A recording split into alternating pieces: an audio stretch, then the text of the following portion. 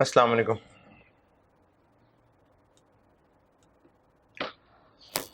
दुरूद शरीफ पढ़ लें।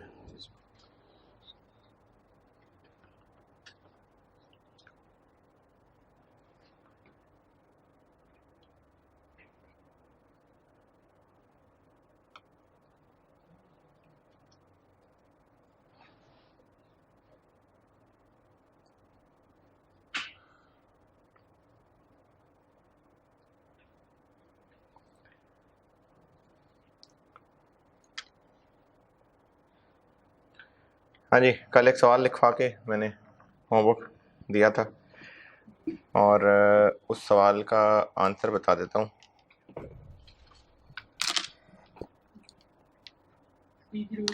Rate variance 268,500 negative, efficiency 150 negative और आइडल टाइम 110 पॉजिटिव। ठीक, चलें बाकी लोग भी देख लें अगर उनको कोई मसला है तो। रेट वेरिएंस का फार्मूला होता है standard rate into actual hours paid minus standard rate actual rate into actual hours paid. Standard rate था 100 रुपये,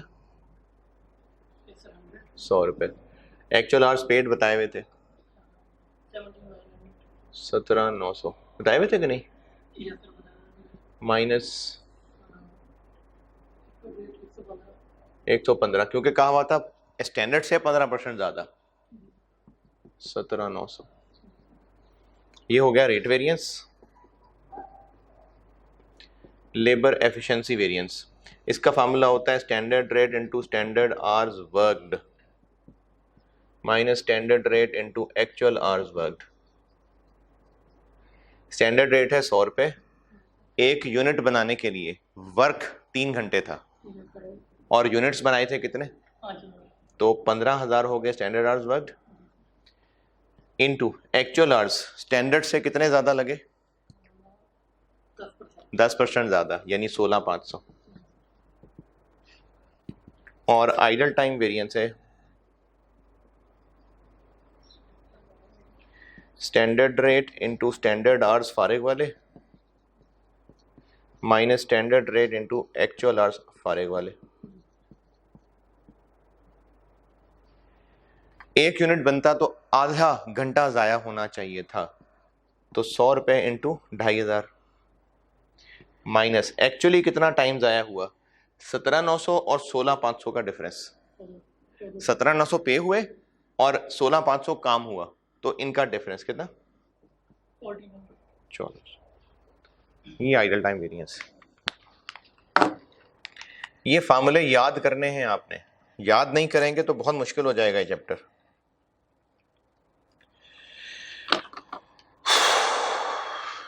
चले आगे चलते हैं। अच्छा, labour rate variance case 1, sorry labour के फार्मूले केस 1, क्या क्या फार्मूले, रेट वेरिएंस का फार्मूला क्या है,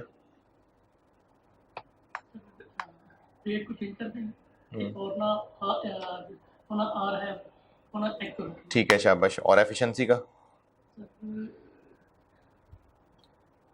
एफिशिएंसी में जो ना रेट है वो सेम रखेंगे। सेम से क्या मुराद है, कौन सा वाला, स्टैंडर्ड वाला। और ना जो ना फर्स्ट और है वो चेंज करेंगे। ठीक है, यानी कि स्टैंडर्ड और एक्चुअल। अच्छा इसमें एक दो टिप्स बता देता हूँ याद रखने में, अगर आपको शायद काम की लगे, मुझे तो याद रखने में आसानी होती थी इससे।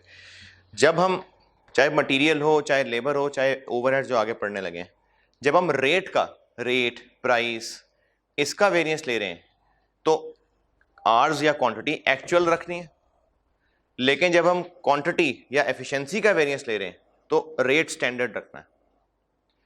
दोबारा, जब हम प्राइस या रेट इसका वेरिएंस ले रहे हैं तो आर्स या क्वांटिटी एक्चुअल रखनी है, एक्चुअल।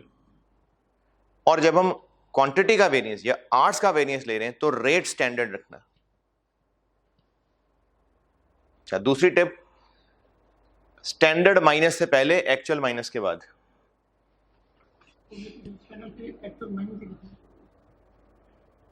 स्टैंडर्ड माइनस से पहले, एक्चुअल माइनस के बाद। ये तरतीब रखेंगे तो ही प्लस माइनस फेवरेबल और एडवर्स आने। जो लेबर के वेरिएंस केस 1 में पढ़े थे ना, बिल्कुल सेम वेरिएबल ओवरहेड के भी वेरिएंसेस हैं। जिस तरह लेबर के आर्स होते हैं, ओवरहेड्स के भी आर्स होते हैं। जिस तरह लेबर का रेट पर आर होता है, उस तरह ओवरहेड्स का भी रेट पर आर होता है। हो सकता है मशीन आर्स हो सकता है लेबर आर्स हो, लेकिन होंगे आर्स। जिस तरह वहां पर रेट वेरिएंस है, यहां पर भी रेट वेरिएंस है। हाँ, वहां पर होता है लेबर, नहीं सॉरी, जिस तरह वहां एफिशिएंसी वेरिएंस है, यहां भी एफिशिएंसी वेरिएंस है। लेकिन लेबर का जिस तरह रेट वेरिएंस होता है, वेरिएबल ओवरहेड के रेट वेरिएंस की जगह वहां पर नाम इस्तेमाल होता है खर्चा, एक्सपेंडिचर, स्पेंडिंग, ये वेरिएंस। तो पेज 2 पे नीचे वेरिएबल ओवरहेड्स के वेरिएंस लिखे हुए हैं, नोट्स में आइए।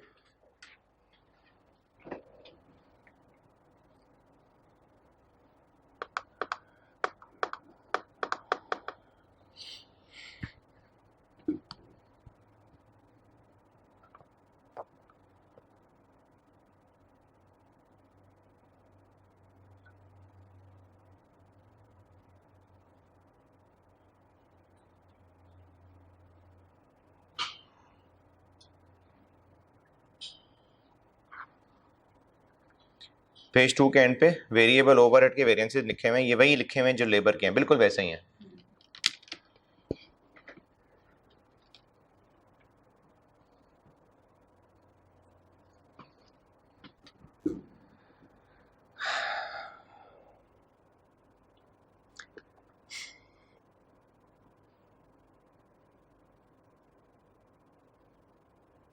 अच्छा, यहाँ पर एक चीज देख लें, अगर काफी है तो ठीक है, नहीं तो वर्ड चेंज करना हो तो कर लेना। ये एंड पे जो मैंने डब्बा बना के लिखा हुआ है कि ये S R, A R, A H, S H से क्या मुराद है? ए एच क्या है?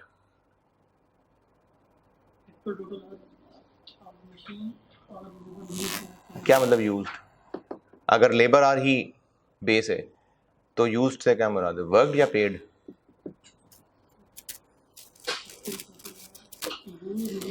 वर्कड, तो वर्कड है। इसमें अगर लेबर आर्स ही है ना, क्योंकि जो ओवरहेड्स हैं, हो सकता है ये मशीन आर्स से लिंक्ड हो सकता है लेबर आर्स से लिंक्ड हो।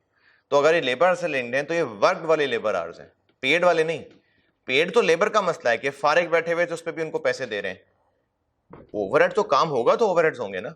तो इसलिए यहां पर ये जो आर्स है ना, आर्स, एक्चुअल आर्स, अगर ये लेबर वाले ही हैं तो ये वर्कड वाले हैं। ये मैंने यूज लिखा है, लेकिन अगर आपको यूज की जगह वर्ड लिखना है तो आप यूज को वर्ड लिख लें। यूज से वर्क ही मेरी मुराद थी, लेकिन अगर आप उसको यूज की जगह वर्क करना चाहें तो आप वर्क कर लें कि एक्चुअल आर्स से मुराद है एक्चुअल लेबर आर्स वर्कड। तो देख लीजिए वही फार्मूला है, जैसे लेबर में रेट का वेरिएंस था वैसे ही यहां पर एक्सपेंडिचर का वेरिएंस है। जैसे लेबर में एफिशिएंसी वेरिएंस था वैसे यहां पर ही एफिशिएंसी वेरिएंस है। और उन दोनों को ऐड कर लें तो वहां पर लेबर कॉस्ट वेरिएंस था, यहां पर वेरिएबल ओवरहेड कॉस्ट वेरिएंस है। बिल्कुल वही फार्मूला है। इसकी प्रैक्टिस की जरूरत तो नहीं है, प्रैक्टिस की जरूरत तो नहीं है इसकी, पता नहीं। चलें लिखें छोटा सा सवाल, फिर एक कर ही लें, चलें। नहीं कर लें लिखें सवाल।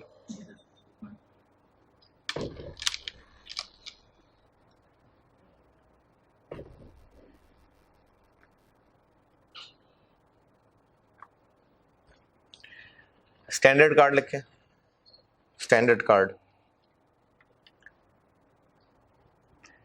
स्टैंडर्ड कार्ड में वेरिएबल ओवरहेड्स की लाइन है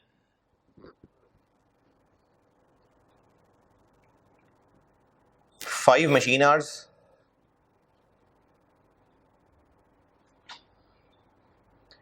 5 machine hours at the rate of 20 रुपए per hour, ₹20 per hour.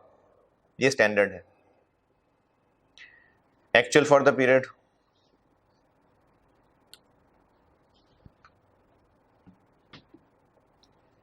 6000 units बनाए हैं फिनिश गुड्स के, 6000।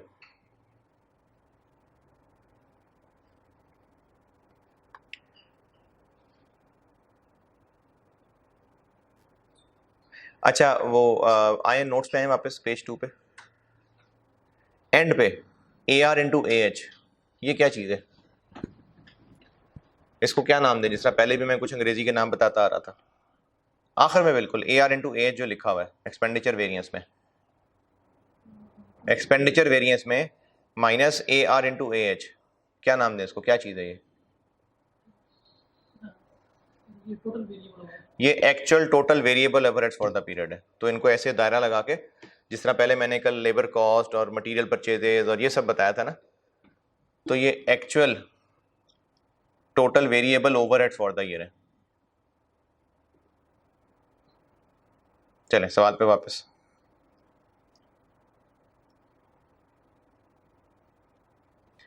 एक्चुअल टोटल वेरिएबल ओवरहेड्स, सवाल बता रहा हूं, actual total variable overheads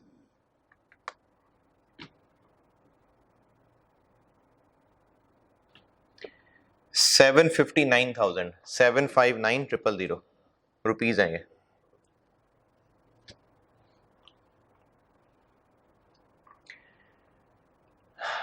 actual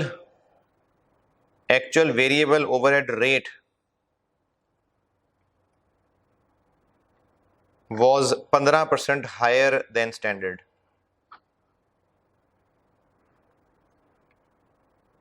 %15 higher than standard. चले वेरिएबल ओवरहेड्स के तीनों वेरिएंस निकालें। वेरिएबल ओवरहेड्स के तीनों वेरिएंस करिए कैलकुलेट।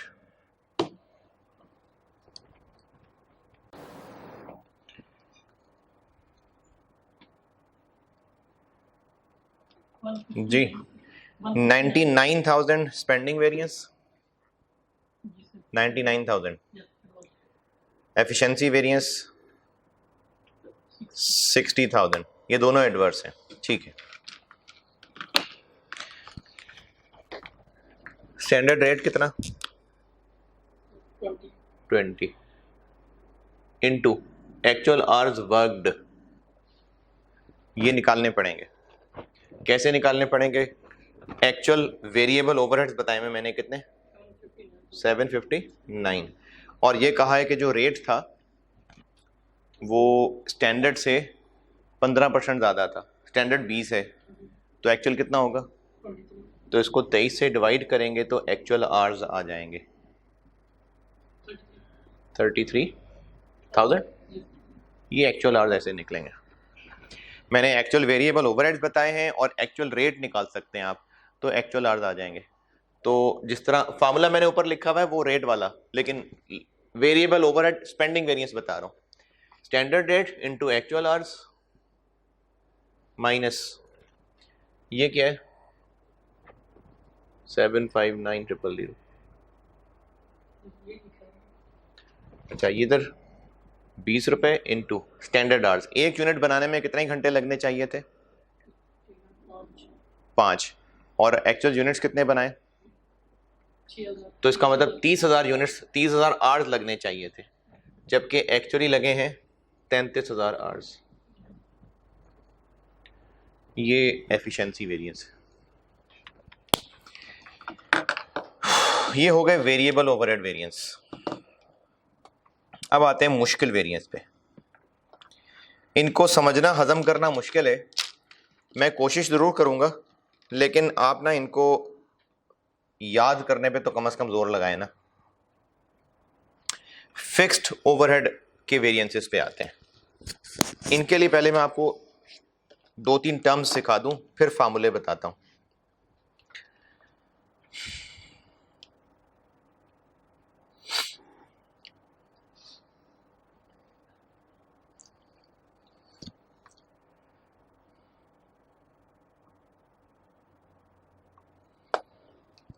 इनमें पहले एक दो चीजें सीख लेते हैं, फिर फार्मूले पढ़ाता हूं आपको।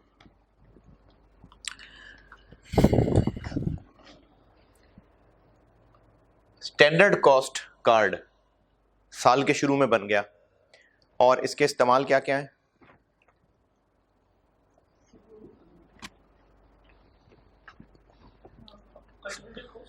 अल्टरनेटिव कॉस्ट अकाउंटिंग सिस्टम है, बजटिंग, इससे हमने बजट बनाया होगा। स्टैंडर्ड कार्ड बना लिया, उससे बजट बनाया होगा। मैं स्टैंडर्ड कार्ड बना रहा हूं सामने। स्टैंडर्ड कार्ड में फिक्स्ड ओवरहेड्स जो लिखे हुए थे उनके आगे लिखा हुआ था कि 3 लेबर आवर्स और एक आर है 30 रुपए का। ये हमने स्टैंडर्ड बनाया हुआ, स्टैंडर्ड कार्ड पर यूनिट।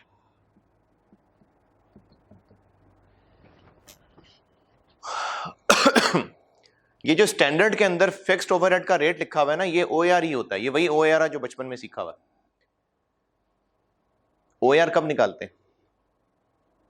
साल के एंड पे, स्टार्ट पे ना। तो ये वही होता है। ये जो स्टैंडर्ड कॉस्ट में हमने फिक्स्ड ओवरहेड के सामने फिगर लिखी है ना, ये फिक्स्ड ओएआर ही है। इसी तरह जो वेरिएबल ओवरहेड के सामने लिखा हुआ है वो वेरिएबल ओएआर ही है। ये लिख लें बात वैसे कि स्टैंडर्ड, चाहे आप वहां लिख लें जो मैंने जब स्टैंडर्ड कार्ड का पूरा फॉर्मेट बना के दिया था वहां लिख लें, चाहे या आज लिखना है आज लिख लें, जो जहां भी, बस आपने इसको लिख लें ताकि याद रहे आपको। जब मैंने स्टैंडर्ड कार्ड का पूरा फॉर्मेट बना के दिया था चैप्टर 10 कराते हुए, वहां लिखना है वहां लिख लें। अगर आज वाले लेक्चर में लिखना है तो आज वाले लेक्चर में लिख लें। ये जो स्टैंडर्ड कार्ड के फेस पे वेरिएबल ओवरहेड वाली लाइन है, ये वेरिएबल ओएआर है। यानी इसके सामने जो फिगर है ना, ये वेरिएबल ओएआर है। ये वही ओएआर है जो आपने पहले पढ़ा हुआ है। इसी तरह जो फिक्स्ड ओवरहेड की लाइन है उसमें जो रेट आ रहा है ये फिक्स्ड ओएआर है।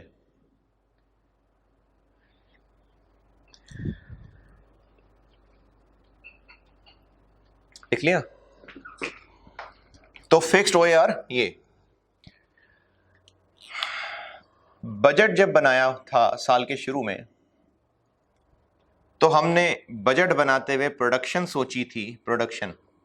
और अभी मैंने आपको स्टॉक्स नहीं बताए तो प्रोडक्शन सेल्स बराबर है। प्रोडक्शन में सोचा था कि हम 5000 यूनिट्स तो बना ही लेंगे।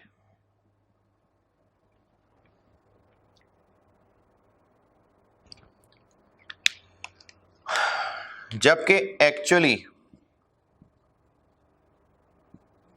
हमने जो यूनिट्स बनाए वो बनाए 5800।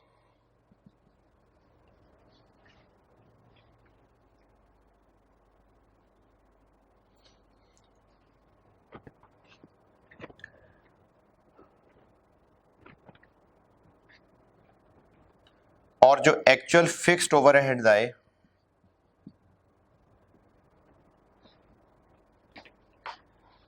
वो आए 5,50,000। बल्कि 550 की बजाय इसको 510 कर लेता हूं। ये सामने एक डेटा है, इससे मैं आपको ये फार्मूले समझाता हूं, बना के देता हूं।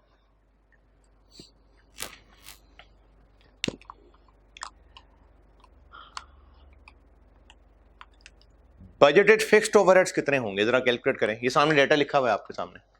ये बताएं बजटेड फिक्स्ड ओवरहेड्स कितने। मैंने पहले बताया ये फिक्स्ड ओएआर है, तो बताइए बजटेड फिक्स्ड ओवरहेड्स कितने होंगे।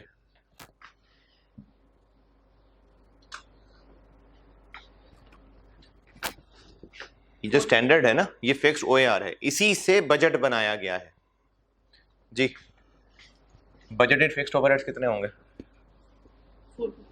450,000। कैसे?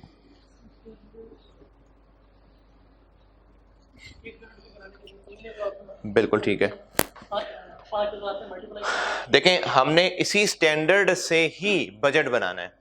तो हमने स्टैंडर्ड क्या बनाया हुआ है कि एक यूनिट बनाने के लिए 3 घंटे लगते हैं, तो 5000 यूनिट्स बनाने के लिए 15,000 लगने थे, और 1 घंटा हमें 30 रुपए कॉस्ट करेगा, तो 15,000 घंटे 450,000। तो बजटेड फिक्स्ड ओवरहेड्स बजटेड 4,50,000 रुपए थे। ये 450 जिनको समझ नहीं आया, दो तरीके से बता देता हूं।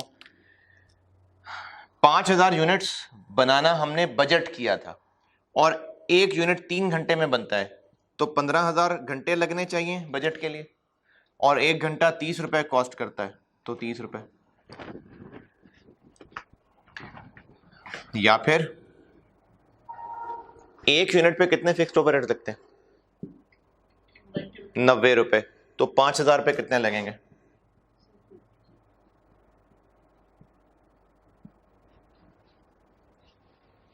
चाहे ऐसे देख लें।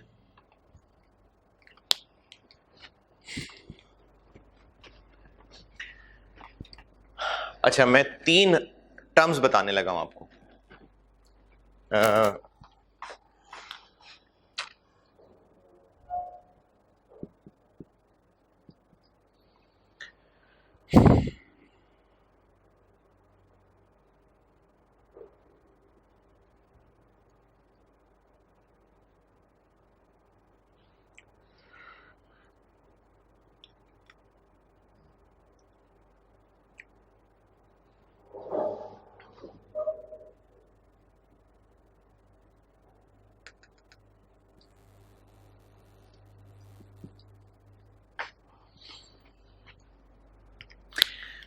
तीन टर्म्स बताने लगा हूं।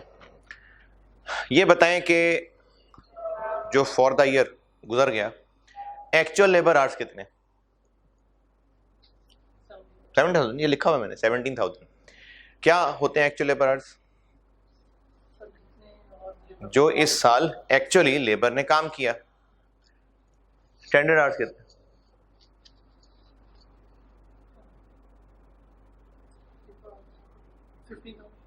एक यूनिट बनाने के लिए 3 घंटे का हमारा स्टैंडर्ड है। स्टैंडर्ड आवर्स क्या होते हैं? कल परसों 2 दिन से पढ़ रहे हैं। स्टैंडर्ड आवर्स जितने एक्चुअल यूनिट्स बने उनके लिए स्टैंडर्ड के मुताबिक कितने घंटे लगने चाहिए थे। तो एक्चुअली कितने यूनिट्स बने? 5800।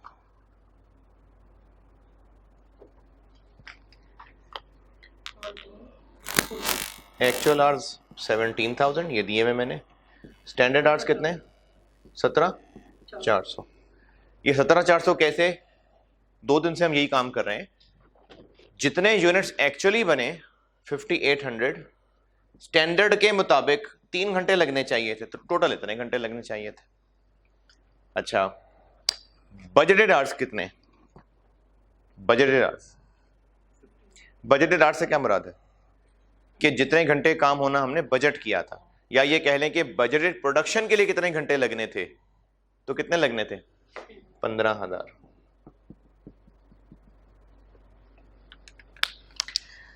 अच्छा, अब इन 3 टर्म्स को दोबारा सुनिए। इन दोनों में कुछ कॉमन है और कुछ इन दोनों में कॉमन है। इन दोनों में कॉमन ये है कि जितनी for the year actual production हुई, उसके लिए इतने घंटे लगे, जबकि इतने लगने चाहिए थे। इन दोनों में कॉमन क्या है? कि ये दोनों एक्चुअल प्रोडक्शन की बात हो रही है। ये दोनों चीजें एक्चुअल प्रोडक्शन के लिए बात हो रही है।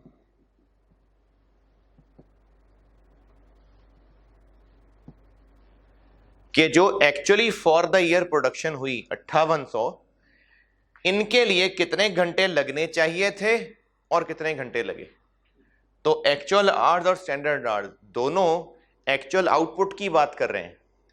5800 यूनिट्स बनाने के लिए इतने घंटे लगने चाहिए थे, जबकि इतने घंटे लगे। इन दोनों में क्या कॉमन बात है?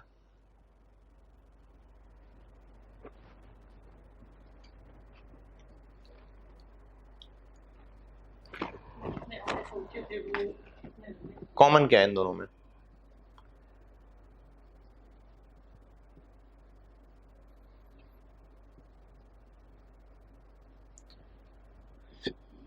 इन दोनों में कॉमन ये है कि ये दोनों इस 3 घंटे को इस्तेमाल करके बनाए गए। हमने स्टैंडर्ड कार्ड में रखा हुआ है कि एक यूनिट बने तो 3 घंटे लगने चाहिए।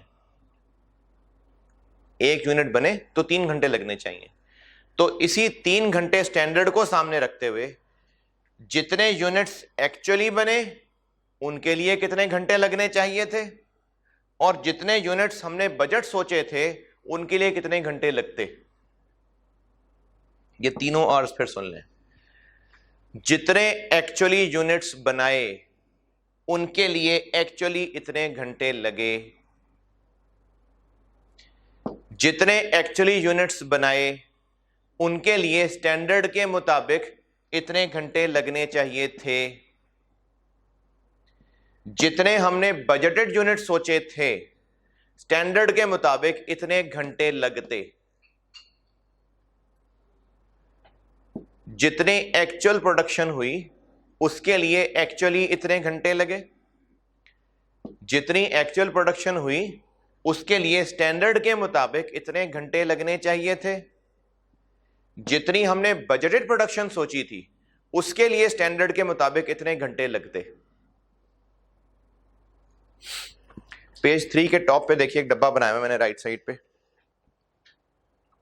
पेज 3 के टॉप पे राइट साइड पे एक डब्बा बनाया हुआ है, AH, SH और BH ये लिखा हुआ है मैंने। ये जरा पढ़ के देख लें, अगर तो ये बात समझ आती है तो ठीक है, नहीं तो कुछ वर्ड अगर और लिखना चाहें तो लिख लें नोट्स में। पेज 3 के टॉप पे जो मैंने राइट साइड पे डब्बा बनाया हुआ है इसमें AH, SH और BH पढ़ के देख लें।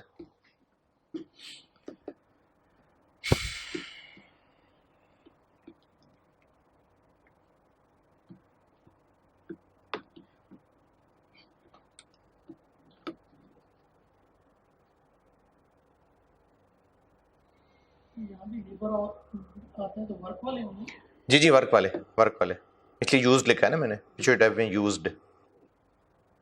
वर्क इसलिए नहीं लिखा, इसलिए मैंने कहा मशीन आवर्स भी हैं, लेकिन मशीन आवर्स भी वर्क के बारे में बोला जा सकता है, तो अगर आपको यूज्ड नहीं सही वर्क लग रहा है तो वर्क लिख लें।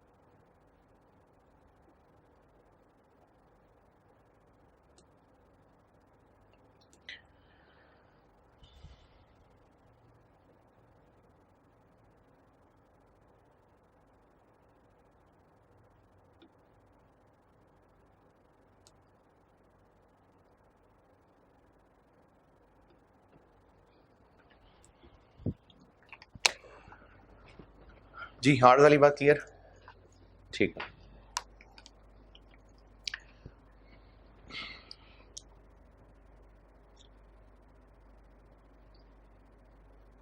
Fixed overheads spending variance. Fixed overhead spending variance का मतलब है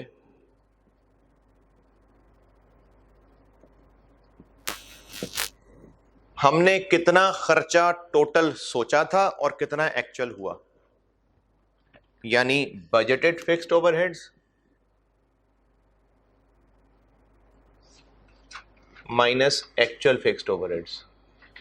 कितना खर्चा सोचा था और कितना खर्चा हुआ, spending variance, expenditure variance. Fixed overheads खर्चा वेरिएंस, कितना खर्चा सोचा था कितना खर्चा हुआ। अच्छा, जो एक्चुअल फिक्स्ड ओवरहेड्स हैं ये कोई पर आवर वाली चीज है? एक्चुअल फिक्स्ड ओवरहेड्स या टोटल का कॉन्सेप्ट है? एक्चुअल फिक्स्ड ओवरहेड्स, टोटल ये टोटल का कॉन्सेप्ट है, इसका पर यूनिट पर आवर से ताल्लुक नहीं है। तो हमने इतने टोटल खर्चे सोचे थे, इतने टोटल खर्चे हुए। ये है फिक्स्ड ओवरहेड्स एक्सपेंडिचर वेरिएंस।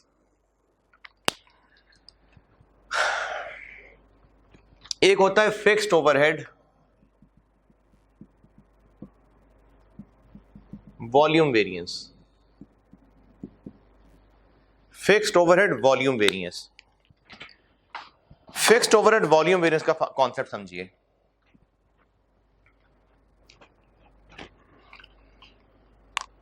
यहां पर जो वॉल्यूम है, वॉल्यूम, उससे मुराद है प्रोडक्शन, यानी गुड्स का volume.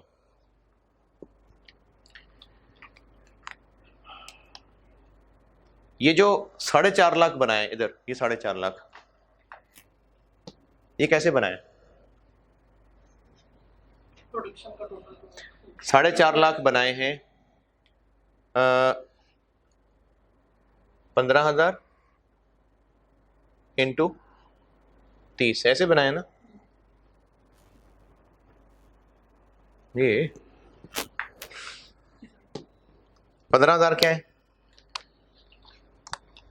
Production standard hours for budgeted output, यही है। ये क्या है? स्टैंडर्ड ये स्टैंडर्ड फिक्स्ड OAR है।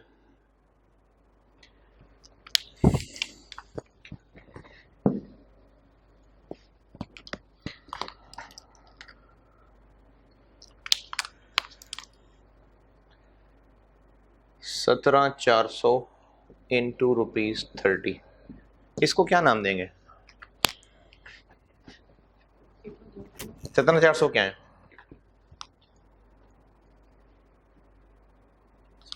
Standard hours. क्या होते हैं स्टैंडर्ड आवर्स? 17,400 स्टैंडर्ड आवर्स का क्या इंटरप्रिटेशन है? क्या है ये 17,400? किसके लिए? एक्चुअल आउटपुट के लिए। तो ये जो 17,400 हैं, ये है standard hours for actual output, और ये क्या है? स्टैंडर्ड वाला रेट। इनके टोटल को क्या नाम दें? Budgeted fixed overheads. Budgeted fixed overheads, ये बजटेड फिक्स्ड ओवरहेड्स।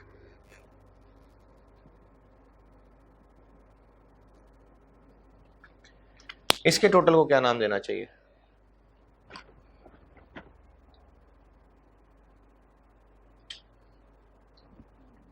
$17,400 क्या है? जितनी एक्चुअल प्रोडक्शन हुई उसके लिए इतने घंटे लगने चाहिए थे, 30 रुपए एक वाला।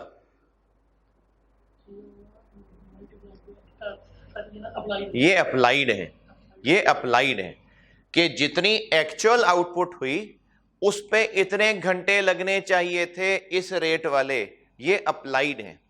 आपने इससे पहले वो ओवरहेड वाले चैप्टर में जो अप्लाइड पढ़ा था ना, आपने अप्लाइड में एक चीज ये पढ़ी थी कि अगर 90 रुपए पर यूनिट है तो इनटू एक्चुअल आउटपुट से मल्टीप्लाई कर दें। वो ओवरहेड वाले चैप्टर में जो अप्लाइड पढ़ा था कि अगर OAR पर यूनिट दिया हुआ है तो एक्चुअल यूनिट से मल्टीप्लाई कर दें, और अगर OAR पर आर दिया हुआ है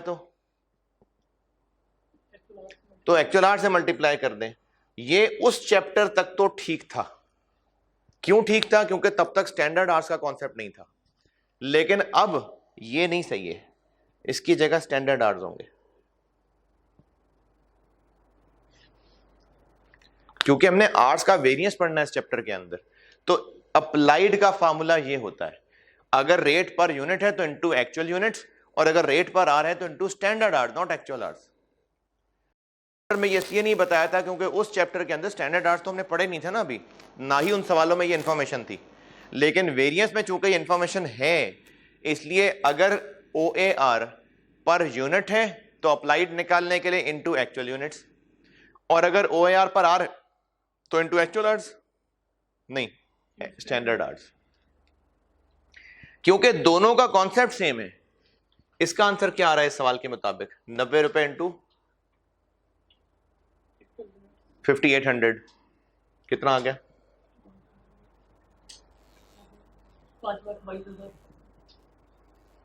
30 रुपए इंटू 17,400 क्या आंसर आ गया? ठीक है, क्योंकि कॉन्सेप्ट ये है कि जितने एक्चुअल यूनिट्स बने उनके लिए ओवरहेड्स कितने होने चाहिए थे। ये अप्लाइड का कॉन्सेप्ट है कि जितने यूनिट्स एक्चुअली बने उनके लिए कितने ओवरहेड्स होने चाहिए थे। तो अगर मैं यहां एक्चुअल आवर्स रख दूंगा तो यह आंसर नहीं आएगा, इसलिए स्टैंडर्ड आवर्स। तो इस चैप्टर के लिए, क्योंकि इसमें हमारे पास ज्यादा डिटेल मौजूद है, अप्लाइड OAR पर R into standard hours, not actual hours. तो ये क्या चीज है? अप्लाइड। तो फिक्स्ड ओवरहेड्स वॉल्यूम वेरिएंस का फार्मूला होता है applied fixed overheads minus budgeted fixed overheads. Applied fixed overheads minus budgeted fixed overheads. और इसको वॉल्यूम वेरिएंस क्यों कहते हैं वो भी देख लें। इन दोनों में फर्क किसकी वजह से आ रहा है? 30 रुपए की वजह से, उस 3 घंटे की वजह से। ये 17,400 कैसे बने? 3 घंटे इंटू 5800। ये 15,000 कैसे बने? 3 घंटे इंटू 5,000 यूनिट्स। इन दोनों में फर्क किसकी वजह से आ रहा है? ये वॉल्यूम की वजह से, कि हमने जितना वॉल्यूम बनाने का इरादा किया था हमने इतना वॉल्यूम बना लिया उसी फैक्ट्री के अंदर, उसी फैक्ट्री उन्हीं रिसोर्सेज में हमने इतना वॉल्यूम बनाने का सोचा था, इतना वॉल्यूम बना लिया। ज्यादा बना लिया तो फेवरेबल एडवर्स? फेवरेबल है ना, इसलिए माइनस से पहले इनको रखा हुआ। तो अब इसका जो आंसर आएगा वो फेवरेबल वेरिएंस होगा। लेकिन अगर जितने बनाने सोचे थे उससे कम बनाए तो आंसर नेगेटिव आएगा, तो एडवर्स। तो ये है fixed overhead volume variance, applied fixed overheads minus budgeted fixed overheads. और अगर इन दोनों को ऐड कर दें तो क्या कटकटा जाएगा?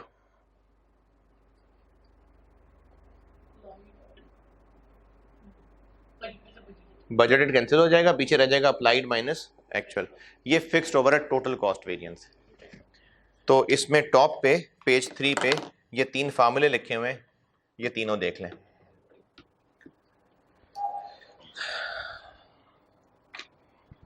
और ये जो सामने डब्बा बना हुआ है इसमें मैंने ये अप्लाइड फिक्स्ड ओवरहेड्स और बजटेड फिक्स्ड ओवरहेड्स भी लिख दिए हैं।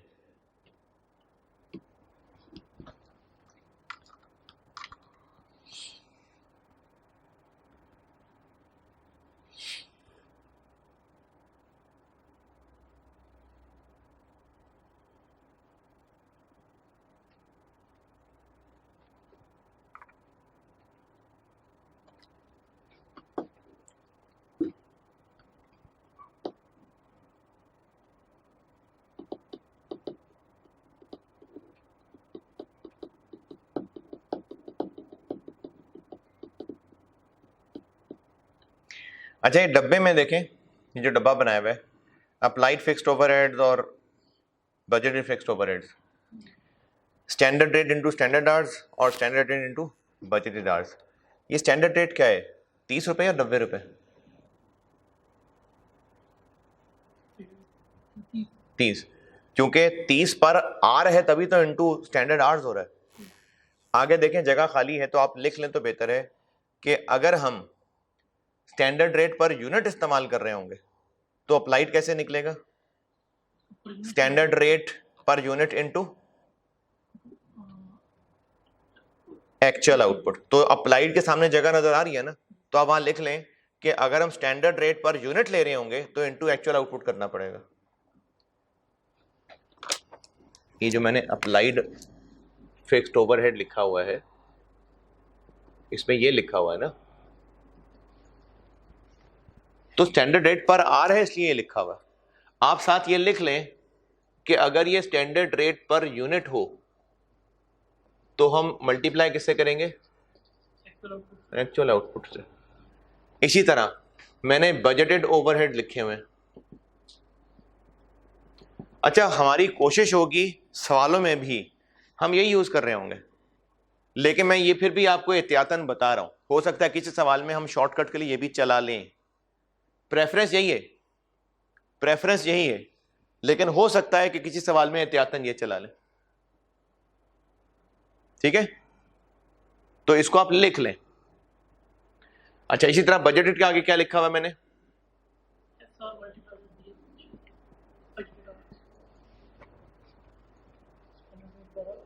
अच्छा, और अगर ये रेट पर यूनिट यानी 90 रुपए हो तो इनटू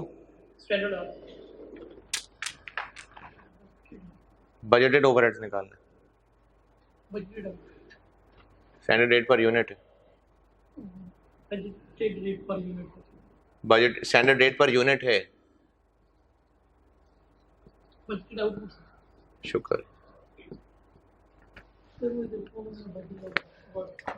ये लिख लें, सवालों में ये शॉर्टकट के इस्तेमाल हो सकता है, प्रायोरिटी हमारी यही रहेगी, लेकिन ये भी आप लिख लें।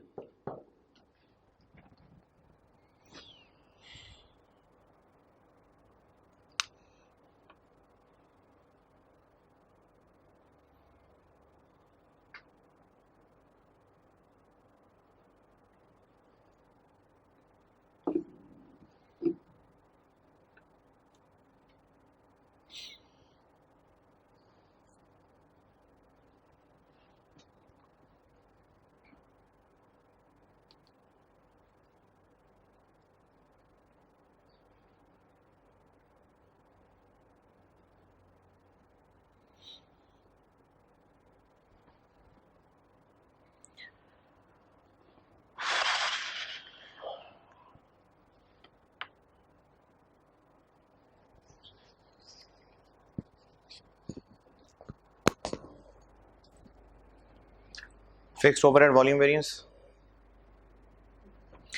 अच्छा, अब थोड़ा सा और मुश्किल काम हो रहा है। अगर ये समझ नहीं आया ना, ये ना असल में काफी मुश्किल है, अगर ये समझ नहीं आया तो दिल छोटा मत करें, फार्मूला याद कर लें। फिक्स्ड ओवरहेड वॉल्यूम वेरिएंस को भी और तोड़ा जा सकता है, फिक्स्ड ओवरहेड वॉल्यूम वेरिएंस को भी और तोड़ा जा सकता है। अच्छा, स्टूडेंट ने कब तोड़ना है बताया होगा सवाल में, जब नाम लेके पूछे होंगे ना जो मैं इसको तोड़ूंगा तो तोड़ना है, वरना ओवरहेड वॉल्यूम वेरिएंस काफी है। ओवरहेड वॉल्यूम वेरिएंस को आगे दो मजीद हिस्सों में तोड़ा जा सकता है, एक कहलाता है फिक्स्ड ओवरहेड एफिशिएंसी वेरिएंस और एक कहलाता है कैपेसिटी वेरिएंस। एफिशिएंसी वेरिएंस का फार्मूला तो बिल्कुल वही है जो पहले भी दो पढ़ चुके, labour efficiency variance, variable overhead efficiency variance, fixed overhead efficiency variance, same formula है। देख लें फार्मूला, पेज 3 पे देखिए, fixed overhead efficiency variance same formula है जो लेबर में भी पढ़ा है, सेम फार्मूला है जो ओवरहेड्स वेरिएबल में भी पढ़ा है।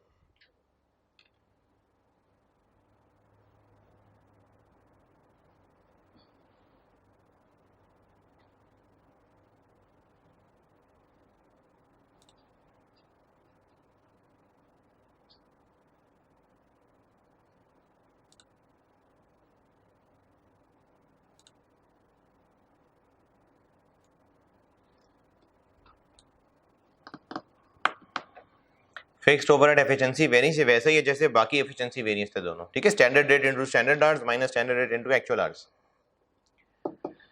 फिक्स्ड ओवरहेड कैपेसिटी वेरिएंस देखें, फिक्स्ड ओवरहेड कैपेसिटी वेरिएंस का फार्मूला है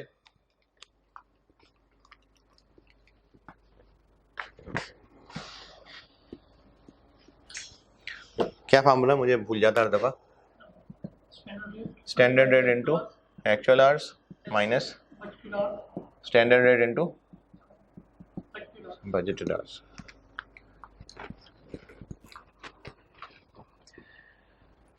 कैपेसिटी वेरिएंस का मतलब है कि हमने जो हमारी फिक्स्ड फैक्ट्री की प्रोडक्शन कैपेसिटी है, हमारे पास जो कैपेसिटी है, कैपेसिटी क्या है, हम इतने घंटे काम कर सकते हैं, ये कैपेसिटी होती है। तो कैपेसिटी वेरिएंस ये है कि हमने कितने घंटे काम करने का बजट बनाया था और कितने घंटे एक्चुअली काम किया, यानी उसी फैक्ट्री के अंदर, फैक्ट्री तो वही है ना, उसी का वही रेंट जा रहा है, उस पूरे एसेट्स की डेप्रिसिएशन वही हो रही है, इंश्योरेंस प्रीमियम वही जा रहा है, लोगों की फिक्स सैलरीज वही जा रही हैं, तो उन्हीं फिक्स्ड खर्चों के अंदर पूरा जो सेटअप है, इतने घंटे का इरादा किया था, इतने घंटे एक्चुअली काम किया, ये कैपेसिटी वेरिएंस है। कि हमने कितनी कैपेसिटी इस्तेमाल करनी सोची थी, कितनी कैपेसिटी इस्तेमाल कर ली। Fixed overheads capacity variance, standard rate into actual hours minus standard rate into budgeted hours. ये पांचों फार्मूले एक नजर फिर देख लें, फिर इनका सवाल करते हैं। और इसके एंड पे एक नोट लिखा हुआ है, देखें पढ़ के समझ आती है बात।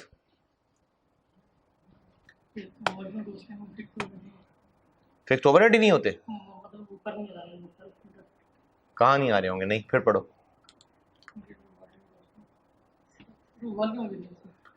वॉल्यूम वेरिएंस नहीं होगा, क्यों क्यों नहीं होगा?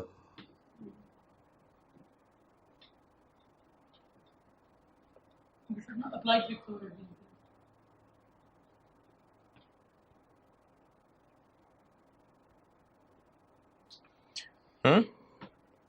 क्योंकि मार्जिन में अप्लाइड नहीं होते, अप्लाइड एब्जॉर्प्शन में होते हैं। मार्जिन में तो अप्लाई करने का कॉन्सेप्ट ही नहीं है, तो जब उसमें अप्लाइड ही नहीं होने तो फिर स्पेंडिंग, ये जो वॉल्यूम वेरिएंस का फार्मूला ही बेकार हो गया। तो मार्जिनल कॉस्टिंग अगर फॉलो हो रही हो तो वॉल्यूम वेरिएंस नहीं होता, मार्जिनल कॉस्टिंग फॉलो हो रही हो तो वॉल्यूम वेरिएंस नहीं होता। अच्छा, स्पेंडिंग वेरिएंस भी नहीं होगा या वो हो सकता है? मार्जिनल कॉस्टिंग में क्या बजटेड फिक्स्ड ओवरहेड्स नहीं होते होंगे? होते होंगे। क्या एक्चुअल फिक्स्ड ओवरहेड्स नहीं होते होंगे? होते होंगे। तो स्पेंडिंग वेरिएंस होता है, वॉल्यूम वेरिएंस नहीं होता। अगर मार्जिनल कॉस्टिंग फॉलो हो रही है तो वॉल्यूम वेरिएंस नहीं होता, स्पेंडिंग वेरिएंस होता है। अच्छा, टोटल कॉस्ट वेरिएंस में फिर क्या बच जाएगा? सिर्फ और के बाद वाला फार्मूला देख के बताएं।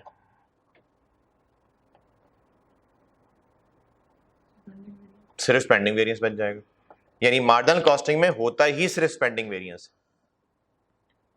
सिर्फ स्पेंडिंग वेरिएंस होता है। ठीक है, अगर मार्जिनल कॉस्टिंग है तो वॉल्यूम वेरिएंस नहीं होता, सिर्फ स्पेंडिंग वेरिएंस ही होता है। चलें, इसका एक सवाल आप लोग कर दें, सवाल लिखें।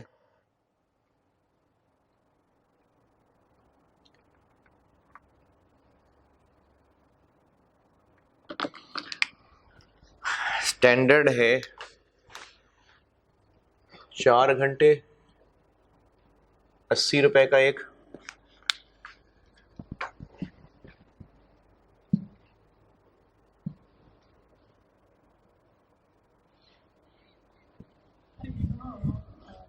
ओ यार हमने वेरिएबल भी दिया है, फिक्स भी दिया है। जो हमने ना ओयर वाला चैप्टर पढ़ा उसमें कंबाइंड होता था। उसमें कंबाइन होता है ये ना, यहाँ पे हमने तोड़ दिया है, तो हाँ वही वाला टूट जाता है बस। यानी उसमें अगर न्यूमरेटर में फिक्स्ड ओवरहेड्स अलग करके वेरिएबल अलग कर दें तो वो 2 AR निकल आएंगे, तो वही टूटा है बस। अच्छा जी, बजटेड प्रोडक्शन 5200,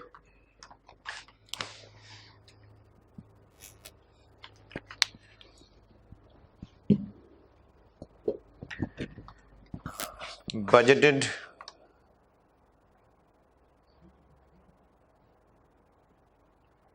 $4500,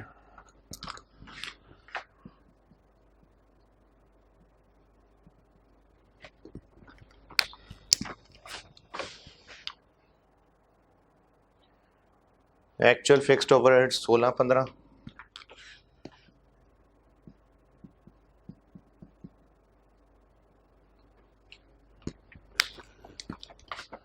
और एक्चुअल आवर्स 19,000।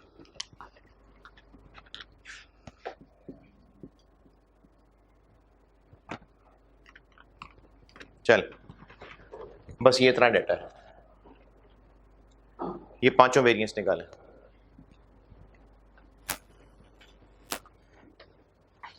ये पांचों वेरिएंस कैलकुलेट करें।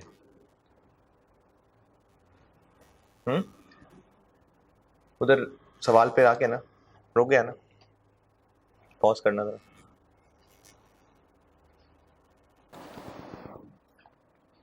हाँ जी, हुआ कि नहीं?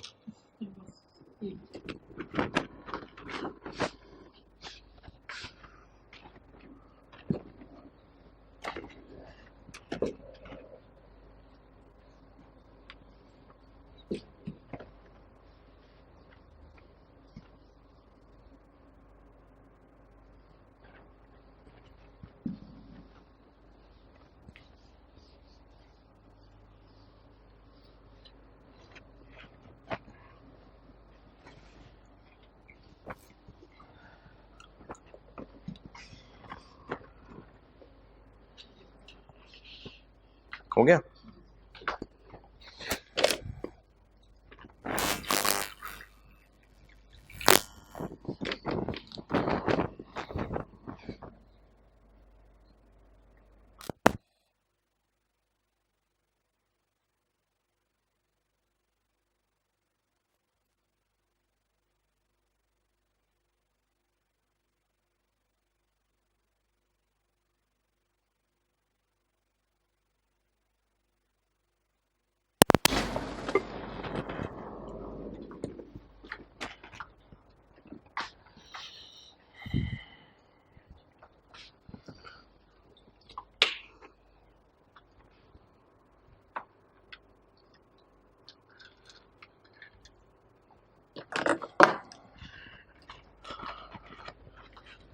बजटेड ओवरहेड्स कितने?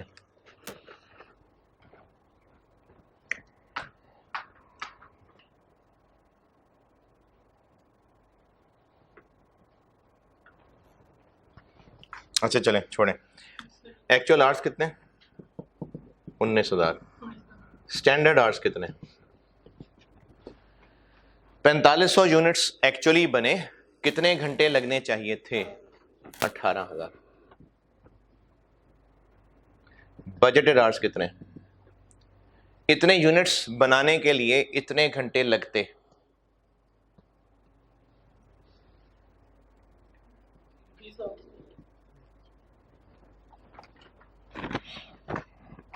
पहला क्या है जी? बल्कि स्पेंडिंग वेरिएंस। स्पेंडिंग वेरिएंस का फॉर्मूला क्या होता है? Budgeted fixed overheads minus actual. तो बजटेड नहीं दिए तो निकाल लेते हैं। कैसे निकालें? बजटेड आवर्स इंटू 80 रुपए। तो बजटेड फिक्स्ड ओवरहेड्स बन गए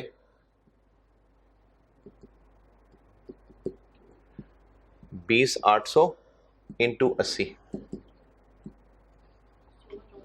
माइनस एक्चुअल कितने? 16-15 नहीं 16-15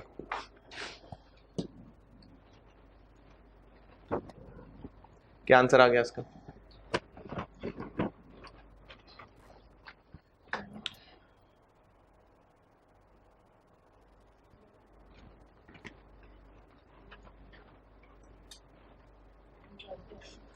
$49,000। Positive negative? ये फिक्स्ड ओवरहेड स्पेंडिंग वेरिएंस है। बजटेड फिक्स्ड ओवरहेड्स और एक्चुअल फिक्स्ड ओवरहेड्स गिवन है। एक्चुअल मल्टीप्लाई करके नहीं निकालने। Volume variance, fixed overhead volume variance. Volume variance का फार्मूला क्या है? Applied minus budgeted. और अप्लाइड है standard rate into standard hours और बजटेड है standard rate into budgeted hours. तो 80 रुपए इंटू 18,000 माइनस ये क्या चीज है? बजटेड फिक्स्ड ओवरहेड्स, यही 20,800 इंटू 80 रुपए। अच्छा ये किसी को मसला तो नहीं है कि इधर 80 पहले लिख दिया इधर 80 बाद में लिखा? मल्टीप्लाई करना है, कोई मसला नहीं है। कितना आ गया?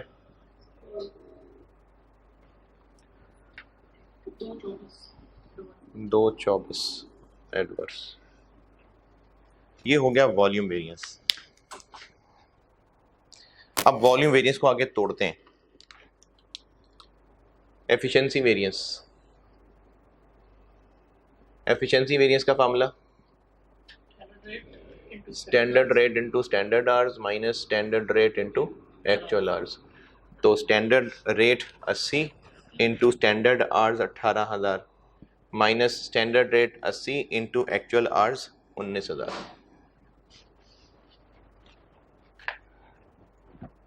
कितना आ गया? 80,000 adverse. Capacity variance. Capacity variance का फार्मूला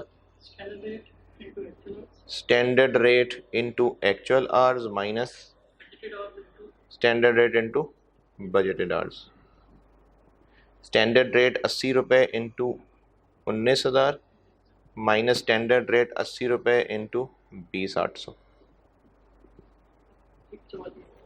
144 नेगेटिव।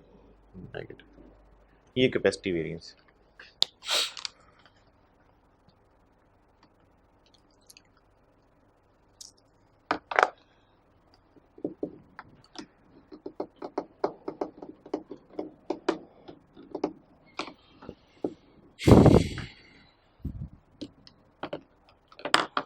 अच्छा, कैपेसिटी वेरिएंस में वो ऐसी बस मुझसे बजटेड आवर्स इनटू एसआर हो गया, एसआर इनटू बजटेड आवर्स कर लें, रेट पहले लिख लें, कोई बात नहीं।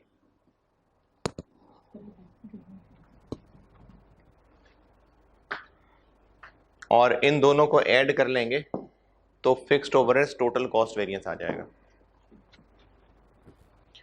ये हो गए फिक्स्ड ओवरहेड वेरिएंस, इनफैक्ट ये हो गए कॉस्ट वेरिएंसेस। अब आते हैं सेल वेरिएंसेस पे।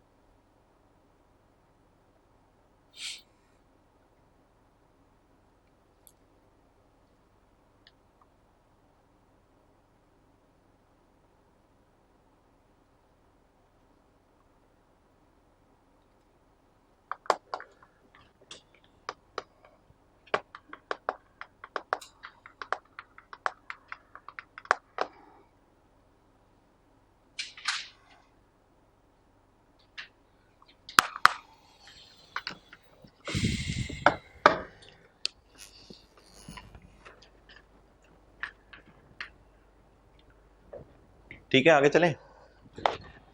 अच्छा, अभी ना आपको मैं सेल वेरिएंस, दो ही वेरिएंस हैं, ये करा रहा हूँ, उसके बाद ये क्लास एंड करते हैं। उसके बाद ना मैं होमवर्क दूंगा काफ़ी सारा, 4-5 सवाल दूंगा, लेकिन वो इतनी देर वाले नहीं होंगे, उसमें बस आपने वेरिएंस कैलकुलेट करने हैं, जल्दी हो जाएंगे।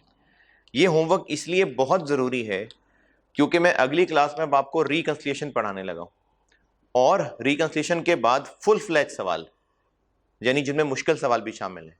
तो जिस तरह मैंने साथ साथ छोटे छोटे सवालों की प्रैक्टिस कराई ना, इसी तरह से 3-4 सवाल और कर लें तो अच्छा है। उसके बाद ताकि मैं जब हैवी किस्म के सवाल कराऊं तो आपको कम से कम ये मसला ना आ रहा हो कि वेरिएंस का फार्मूला क्या था, आप वेरिएंस के फार्मूलों पे हाथ चल गया हो आपका, ताकि फिर हम मुश्किल सवालों को हैंडल करना शुरू करें। तो अभी आपको 2 फार्मूले 3 फार्मूले और बता रहा हूं, उसके बाद होमवर्क दूंगा 1 2 3 4 5 सवाल, ये करके आइएगा। ये सिर्फ ये अभी जिस तरह के सवाल कर रहे हैं 2-4-5 मिनट में सवाल हो जाता है, तो आधे घंटे में हो जाएंगे 4 सवाल, नहीं पौने घंटे में हो जाएंगे, 1 घंटे में हो जाएंगे। चलें 1 घंटा डन, 1.5 घंटा। लेकिन ये सवाल करेंगे तो फिर अगली क्लास के अंदर आपको फायदा होगा। चलें, कॉस्ट वेरिएंसेस खत्म, अब सेल वेरिएंसेस पे आते हैं।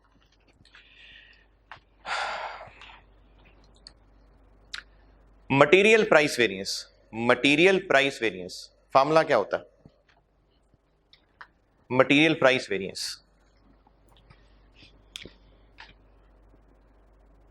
Standard cost into actual quantity purchased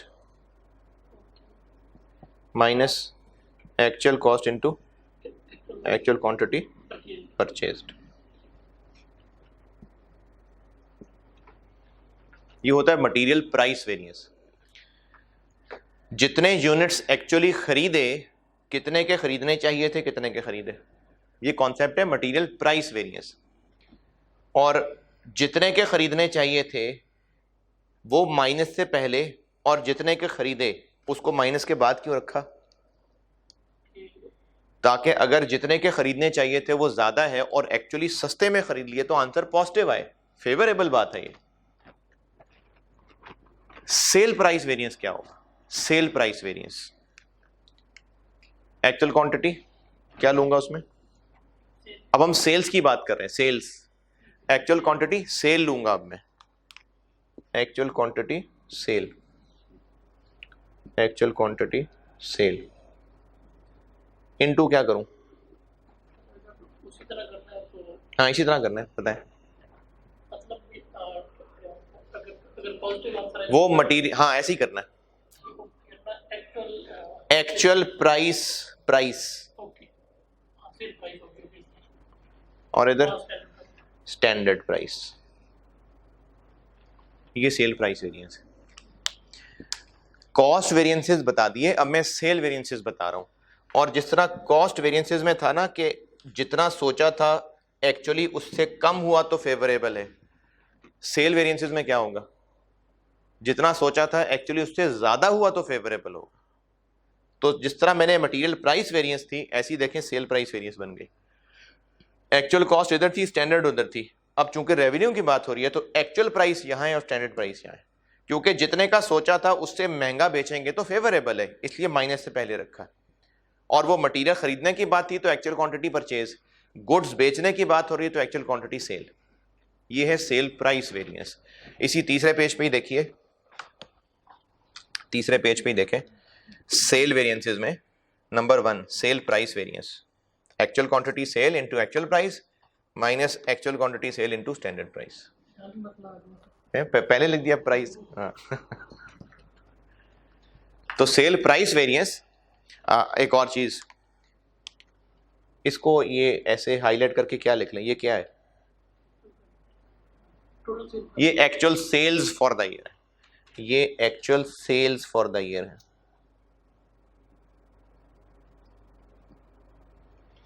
तो उसको ऐसे हाईलाइट करके लिख लें, ये actual sales for the year.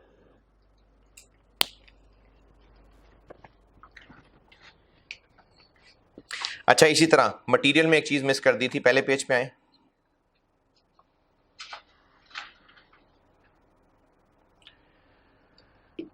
सारे मटेरियल हैं उनमें से किसी में भी कर लीजिएगा, चाहे टॉप पे कर लें चाहे उसके बाद कर लें, चाहे आप इसमें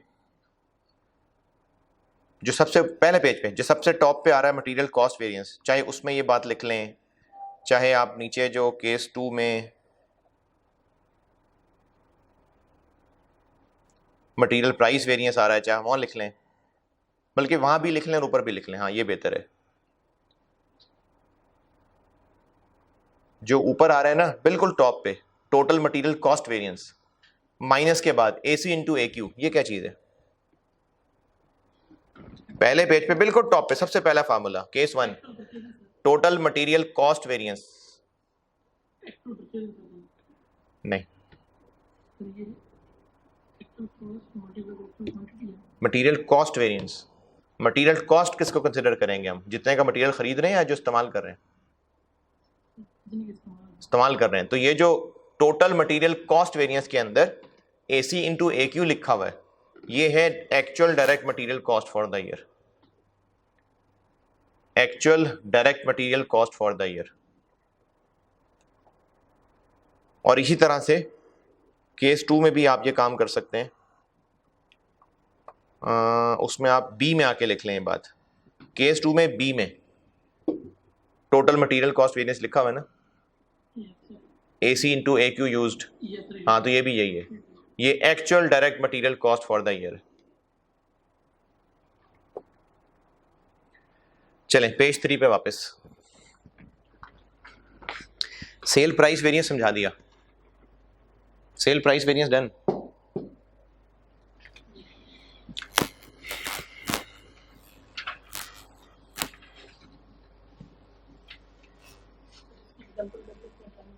क्या सेल की? नहीं बस 2 फार्मूले बता दूं ताकि खत्म हो जाए।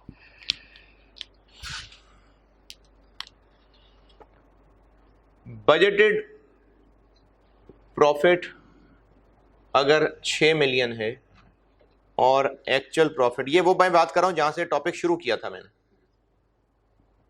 4 मिलियन है, तो हम क्या करने चले थे, इस 2 मिलियन के डिफरेंस को ढूंढने चले थे ना, वेरिएंस एनालिसिस। मैंने इसी जगह पर ये बात लिखी थी, फिगर्स कुछ और थी, मैंने ये कहा था कि इसी डिफरेंस को ढूंढना, इसके रीजंस ढूंढना, ये वेरिएंस एनालिसिस है।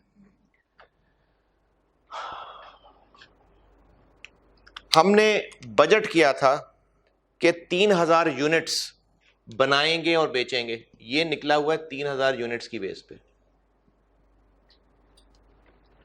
जबकि एक्चुअली हमने सिर्फ 2000 यूनिट्स बना के बेचे। हमने एक्चुअली 2000 यूनिट्स बना के बेचे, बजट किया था 3000 यूनिट्स बना के बेचेंगे। अभी तक जितने कॉस्ट वेरिएंसेस पढ़े उसमें हम कौन सा आउटपुट ले रहे होते थे? जितने भी कॉस्ट वेरिएंसेस अब तक सवाल भी किए, फार्मूले पढ़ लिए, वो किस प्रोडक्शन की बेस पे थे? एक्चुअल प्रोडक्शन की बेस पे। सारे कॉस्ट वेरिएंसेस फार्मूले देख लें आप, उन सब के अंदर एक्चुअल प्रोडक्शन थी, सारे सवालों के अंदर एक्चुअल प्रोडक्शन बताता था मैं। यानी अभी तक हमने जो कॉस्ट वेरिएंसेस निकाले, देखिए हम लोग वेरिएंस एनालिसिस क्या कर रहे हैं, इस 2 मिलियन का रीजन ढूंढ रहे हैं ना। हम बजटेड प्रॉफिट और एक्चुअल प्रॉफिट को कंपेयर कर रहे थे, 2 मिलियन का डिफरेंस आ गया, हम इसके रीजंस ढूंढ रहे हैं, वही वेरिएंस एनालिसिस है।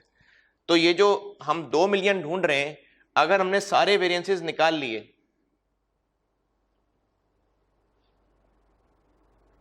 तो उन सबका टोटल कितना बनना चाहिए? 2 मिलियन बनना चाहिए ना, क्योंकि हम 2 मिलियन को तो ढूंढ रहे हैं। यानी हमने अगर सारे वेरिएंसेस ढूंढ लिए तो 6 मिलियन और 4 मिलियन का फर्क समझ आ जाएगा कि क्यों आया। हमने अब तक जितने कॉस्ट वेरिएंसेस निकाले, वो किन यूनिट्स की बेस पे निकाले? यानी 2000 यूनिट्स की बेस पे ना। जितने कॉस्ट वेरिएंसेस निकाले वो 2000 यूनिट्स की बेस पे निकाले, कि 2000 यूनिट्स पे इतनी मटेरियल लगनी चाहिए थी, इतना मटेरियल लगा। 2000 यूनिट्स पे इतनी लेबर कॉस्ट लगनी चाहिए थी, इतनी लेबर कॉस्ट लगी। 2000 यूनिट्स के लिए इतने ओवरहेड्स होने चाहिए थे, इतने ओवरहेड्स हुए। अब तक हमारे सारे के सारे कॉस्ट वेरिएंसेस इन 2000 की बेस पे थे। सेल प्राइस वेरिएंस कैसे निकाला? सेल प्राइस वेरिएंस, हमने जितने सर्विस सोचे थे, सेल प्राइस वेरिएंस का फॉर्मूला देखो।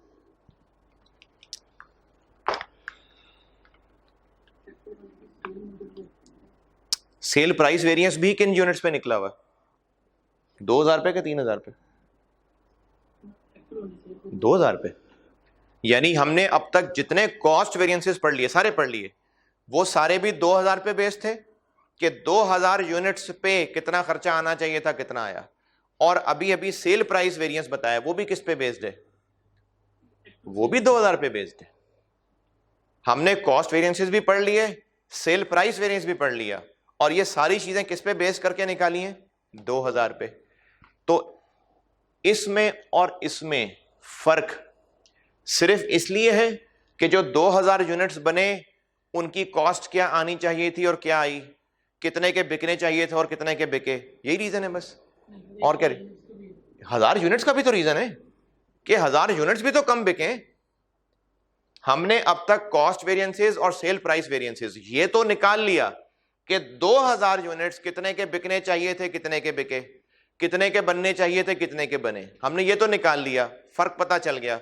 लेकिन इस प्रॉफिट में और इस प्रॉफिट में सिर्फ इस वजह से फर्क थोड़ी है कि 2000 यूनिट्स जितने के सोचे थे उतने के नहीं बिके, 2000 यूनिट्स जितने के बनने चाहिए थे उतने के नहीं बिके। एक और भी रीजन है, 1000 यूनिट्स भी तो नहीं बिके, तो हमें फिर एक और वेरिएंस निकालना पड़ेगा। और हमने अभी तक क्या किया हुआ है, इन 1000 यूनिट्स का कोई भी वेरिएंस नहीं निकाला ना कॉस्ट ना सेल। तो कॉस्ट और सेल को नेट करके एक ही वेरिएंस निकाल लेते हैं, इसको कहते हैं sale volume variance. Sale volume variance. अगर एब्जॉर्प्शन कॉस्टिंग हो तो हम इसमें प्रॉफिट इस्तेमाल करते हैं, और अगर मार्जिनल कॉस्टिंग हो तो हम इसमें कंट्रीब्यूशन इस्तेमाल करते हैं। क्या?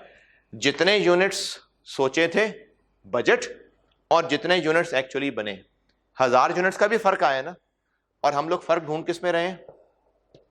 प्रॉफिट में, तो उन 1000 यूनिट्स पे कितना प्रॉफिट नहीं कमा पाए, 1000 यूनिट्स इनटू स्टैंडर्ड प्रॉफिट, वो यहां डालेंगे तो अब इनका डिफरेंस जस्टिफाई हो जाएगा। 1000 यूनिट्स कैसे बोला मैंने,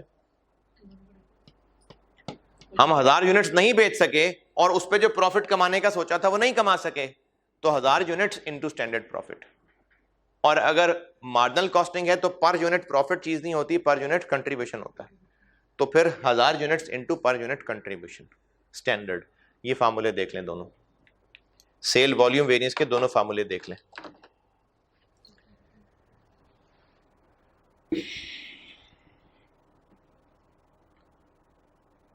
और एक्चुअल को माइनस से पीछे इसलिए रखा है ताकि ज्यादा हो तो फेवरेबल आ जाए, कम हो तो एडवर्स आ जाए।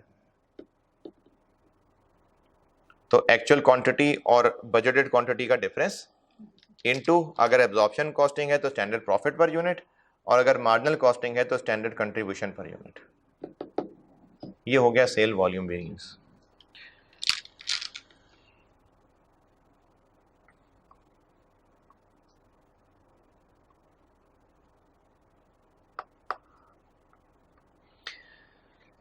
इसके नीचे जो एग्जाम नोट्स लिखे हुए हैं उनमें से अभी आप सिर्फ और सिर्फ तीसरा बुलेट पॉइंट पढ़ लें, ठीक है। तो जो बाकी 4 हैं वो अभी नहीं, बल्कि हाँ चौथा भी पढ़ लें।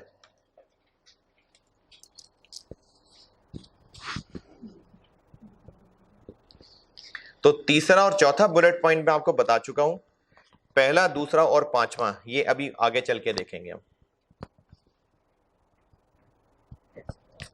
ठीक है जी। ये हो गए वेरिएंसेस पूरे। अच्छा, अब करना क्या है हमने, कुछ एडवांस वेरिएंसेस रहते हैं अभी, एडवांस वेरिएंसेस उन पे कुछ दिन बाद बात करेंगे। और कल एक चीज आपको पढ़ा, रिकंसिलिएशन। क्या लगता है नाम से क्या होगा उसमें, बजटेड प्रॉफिट से शुरू करेंगे, वेरिएंसेस लिखते जाएंगे और वो आंसर किसके बराबर आ जाएगा, तो इसका मतलब हमारा सवाल सही है। ये रिकंसिलिएशन है, ये कल कराऊंगा। मुश्किल सवाल कराऊंगा, 1-2 दिन मुश्किल सवालों पे लगाऊंगा।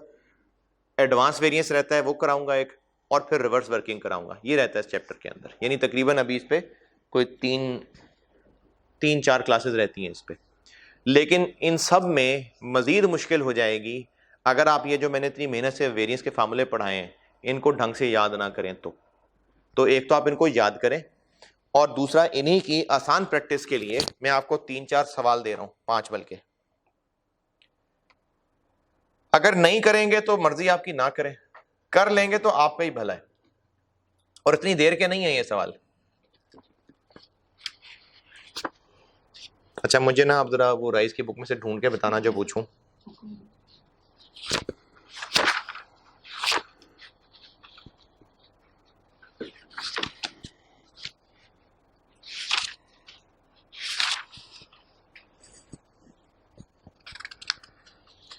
अच्छा, एक देखें,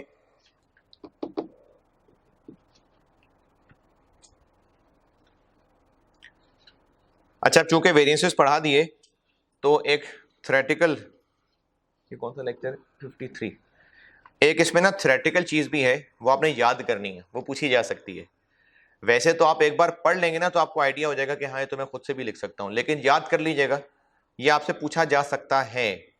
मैं वो एक टेबल बनाया हुआ है, आई कैप की बुक में तो था लेकिन मुख्तलिफ पेजेस पे फैला हुआ था, तो मैंने समेट के ना एक टेबल में लिख दिया। और ये टेबल जो जिनके पास पैक की बुक है उसमें भी बना हुआ है, राइस की बुक में भी गालिबन बना ही होगा, लेकिन मैंने आई कैप वाले पॉइंट ही कॉपी करके उनको थोड़े से ज़्यादा एक्सप्लेन्ड हैं, तो कर लेंगे तो अच्छा है वो वाला। अगर आपको ना वो समझ आए तो फिर मैं कोई और पेज बता दूंगा।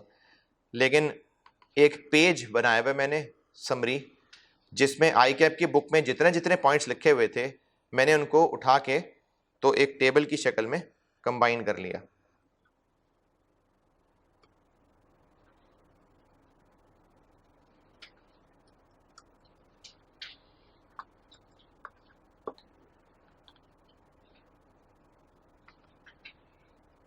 तो ये मैंने पीडीएफ वहीं अपलोड किया हुआ है, 3 पेजेस हैं ये, और ये पेजेस मैंने आई कैप की ही बुक से जो जो रीजंस लिखे हुए थे वहां से कॉपी किए हैं, बस उनको टेबल की शक्ल में डाला। बस आप ये समझिए कि उनको मैंने टेबल की शक्ल में कंपाइल किया है, वरना आई कैप की बुक में ये अलग अलग जगहों पर लिखे हुए थे।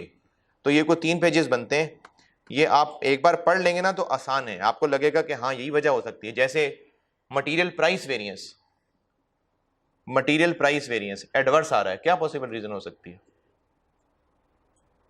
मटेरियल प्राइस वेरिएंस एडवर्स आने की क्या पॉसिबल रीजन हो सकती है? स्टैंडर्ड प्राइस से ज़्यादा प्राइस पे मिलेगा। ये तो जाहिर सी बात है, तभी तो एडवर्स है। क्यों ज्यादा पे लिया है? मार्केट से मिली ऐसे रहा है। मार्केट से मिली ऐसे रहा है, इन्फ्लेशन हमारी सोच से ज्यादा हो गई, और हमने जिस सप्लायर से मांगा था वो नहीं है, अब किसी और को जाके ढूंढना पड़ा। हमने जिस, नहीं वो तो बड़ी है तो एडवर्स आया ना, सर मैंने कहा कि ना इसके अलावा कोई और कॉस्ट मतलब ट्रांसपोर्ट कोई और एक्स्ट्रा कॉस्ट पड़ गई जो हमने नहीं सोची थी। सप्लायर, मार्केट में शॉर्टेज हो गई, सप्लायर ने ब्लैकमेलिंग करके प्राइसेस बढ़ानी शुरू कर ली, तो ये रीजन हो सकते हैं, और इन्हीं को उलट करेंगे तो फेवरेबल के रीजन हो जाएंगे। तो ये पॉसिबल रीजंस हैं, ये आपसे थ्योरेटिकली पूछे जा सकते हैं। तो इस चैप्टर में थ्योरेटिकल चीज है, चैप्टर 11 की बात कर रहा हूँ। 10 में मैंने आपको बता दिया था, एक पेज मार्क भी करवा दिया था, अब मैं 11 की बात कर रहा हूँ। तो ये रीजंस हैं वेरिएंसेस के, कि वेरिएंसेस क्यों अराइज होते हैं, ये आपसे पूछे जा सकते हैं। तो ये मैंने एक पीडीएफ फाइल अपलोड कर दी है, इसको देख के पढ़ लीजिएगा। अगर आपको लगे कि इसको याद करना है तो याद कर लेना, अगर आपको पढ़ के लगे कि तो आसान सी बात है तो मैं खुद बना लूंगा तो खुद बना लेना, लेकिन एक बार पढ़ जरूर लेना। अच्छा, होमवर्क वाले सवाल नोट कर लें। फिर बता रहा हूं, अगर आपको सवाल करते हुए मौत पड़ेगी तो फिर मेरे पास उसका कोई हल नहीं है, लेकिन इसलिए कह रहा हूं करने के लिए कि जब मैं कल मुश्किल सवालों पे हाथ डालूं, जब रिकंसिलेशन कराऊं, तो फिर आपने ये सवालों की प्रैक्टिस की हो और आपको फार्मूले याद हो गए, ताकि मुश्किल सवालों की मुश्किल कम हो सके। अच्छा जी, एक है जिनके पास पैक की बुक है, पेज 325 पे प्रैक्टिस क्वेश्चन 11, ये स्प्रिंग 2013 का सवाल है, हल्क लिमिटेड के नाम से। पास्ट पेपर है, स्प्रिंग 2013, हल्क लिमिटेड के नाम से।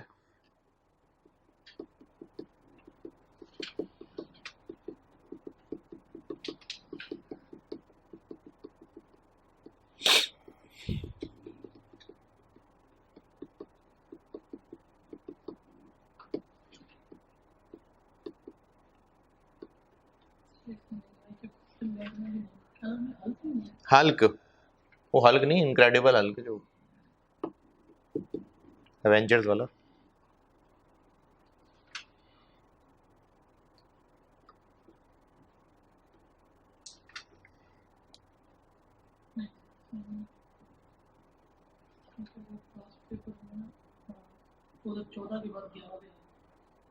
स्प्रिंग 13 नहीं है? अच्छा, ये सवाल अच्छा है। ये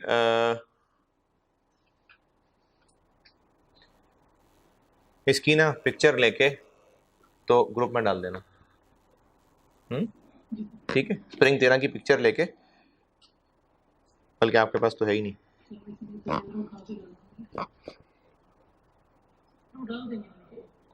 चलें, जिसके पास हो ना वो इसकी पिक्चर लेके, प्रैक्टिस क्वेश्चन 11 है, हल्क लिमिटेड, स्प्रिंग 2013 का, इसके क्वेश्चन की और आंसर की पिक्चर लेके कोई ग्रुप में डाल देना। हाँ हाँ, तो मैंने नहीं की ना, तो वीडियो भी तो कल ही सुन रहे होंगे ना। तो जब ये मेरी आवाज आवाम तक पहुंचे तो कोई नेक दिल इंसान इसकी पिक्चर लेके तो ग्रुप में डाल देना, इसके क्वेश्चन की भी और इसके आंसर की भी। एक ये सवाल हो गया। इसके अलावा आई कैप से सवाल बता रहा हूं कुछ।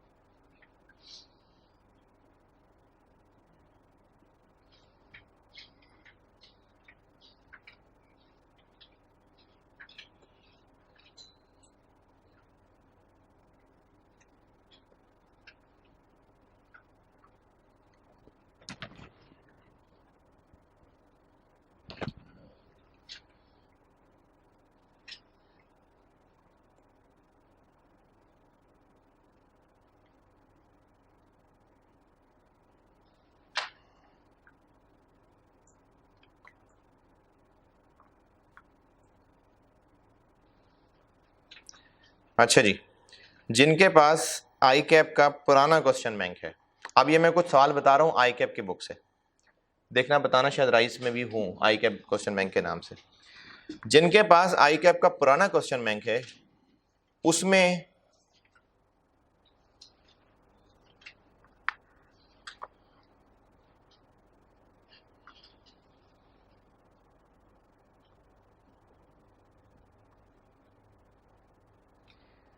$10.2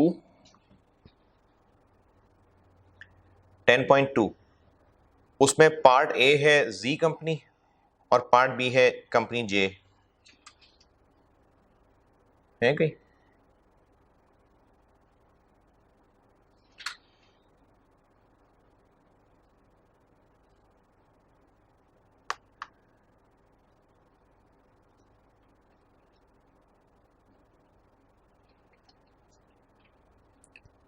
चले अगर नहीं है तो आई कैप की बुक के अंदर पेज 371 पे एग्जाम्पल 2 है।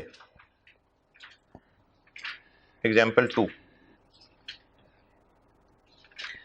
नई बुक के अंदर ना मसला ये होता है कि क्वेश्चंस नहीं होते, क्वेश्चंस एग्जाम्पल की तरह बनाए होते हैं तो आंसर और क्वेश्चन में फर्क नहीं पता चलता। तो देखिए इसमें आई कैप की बुक में पेज 371 पे एग्जाम्पल 2 2-3 पैराग्राफ के बाद एक लाइन लिखी आ रही है, the direct labour rate and efficiency variances for the month would be as follows. तो ये जो एज फॉलोज है ना, ये सोल्यूशन है, यानी रिक्वायरमेंट क्या हुई, direct labour rate and efficiency variances, ये रिक्वायरमेंट है। ये हो गया पार्ट ए। और अगले पेज पे पार्ट बी है, उसमें भी देखिए ऐसे ही कि एक टेबल बना हुआ है, उसके नीचे 2 पैराग्राफ हैं। अब जो दूसरा है उसमें लिखा हुआ है sale price and sale volume variances for October using standard absorption costing and standard marginal costing would be as follows. तो अब ये जो एज फॉलोज है ये सोल्यूशन है, यानी रिक्वायरमेंट क्या हुई, sale price and sale volume variance दोनों, मार्जिनल वाला भी और एब्जॉर्प्शन वाला भी। एक ये सवाल होमवर्क हो गया, नोट करते जाना बाकी लोग भी। अच्छा, तीसरा होमवर्क इसी से अगली एग्जांपल है, एग्जांपल 3।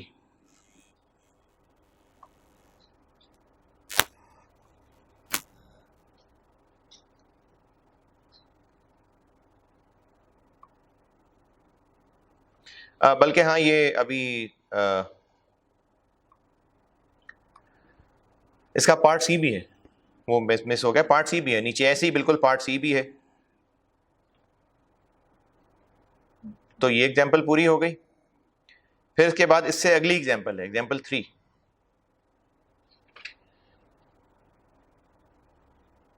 और पुराने आई के क्वेश्चन बैंक में ये 10.3 थी।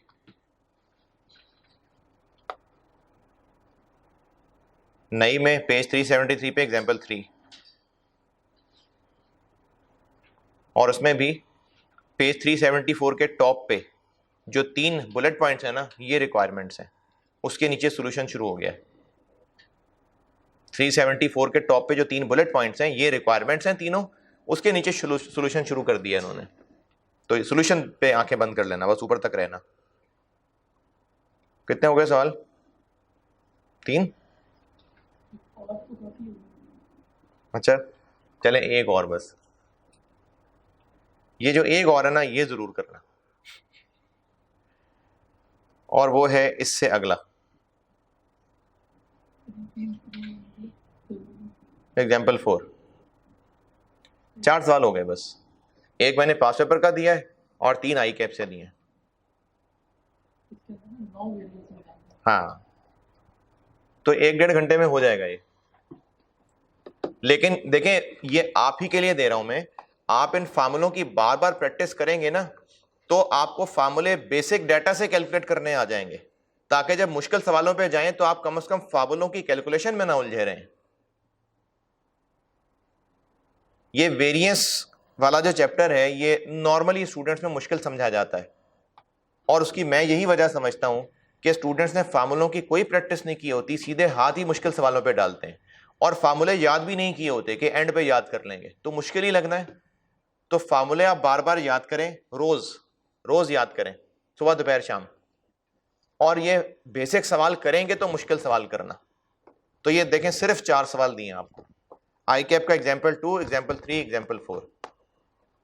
और जिनके पास आई कैप का पुराना क्वेश्चन बैंक था 10.2, 10.3, 10.4, 3 सवाल ये हो गए। और एक मैंने पास पेपर का सवाल दिया है जो कि पैक की बुक में है, आई कैप में भी नहीं है और राइस की बुक में भी नहीं है, तो उसकी मैंने कहा है कि कोई पिक्चर सेंड कर दे।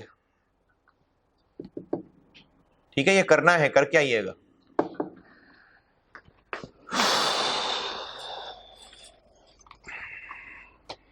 आज थर्सडे है ना, कल ज्वाइन करें। कोशिश करूंगा इंशाल्लाह पूरी। पिछला वाली नहीं अभी तक अपलोड हुआ।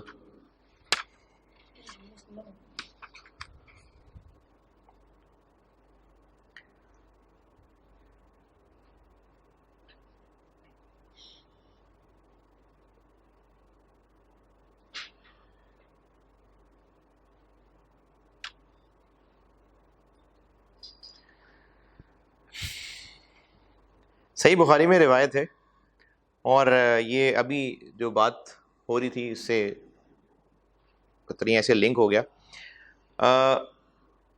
जब हम कुछ अच्छे काम करने लग जाएं और दूसरों को नसीहतें करने वाली भी बन जाएं, जैसे मैं अब इस मोड में हूं कि मैं आप लोगों को नसीहतें कर रहा होता हूं या बयान कर रहा होता हूं, तो उसी कॉन्टेक्स्ट में सही बुखारी में रिवायत है, सैयदना इब्ने मसूद रज़ी अल्लाह तआला अन्हु ने फरमाया कि नबी करीम सल्लल्लाहु अलैहि वसल्लम हमें नसीहत फरमाने के लिए कुछ दिन मुकर्रर कर देते थे, इस डर से कि कहीं हम उकता ना जाए। यानी कुछ डेज रख लिए थे बस, उन पे फिर हमें वो नसीहतें करते थे। ये ना हो कि बार बार तो इंसान तंग आ जाए। तो जो आप में से अच्छे काम करने लग जाएं और हर वक्त दूसरे को नसीहत ही नसीहत करते रहें, तो उससे अगला ना उकता जाएगा।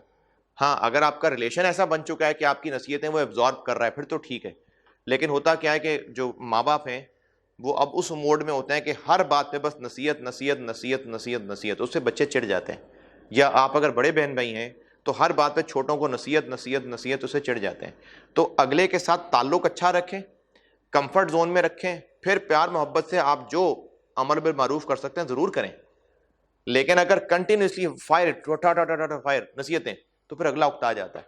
तो उस पर हुजूर सल्लल्लाहु अलैहि वसल्लम, सहाबा, मतलब हम सब में आला तरीन लोग, आला तरीन टीचर और आला तरीन स्टूडेंट्स, वो लोग ना उकता जाएं, तो आप सल्लल्लाहु अलैहि वसल्लम ने दिन रखे हुए थे। तो ये बड़ी गाइडेंस है जबरदस्त किस्म की।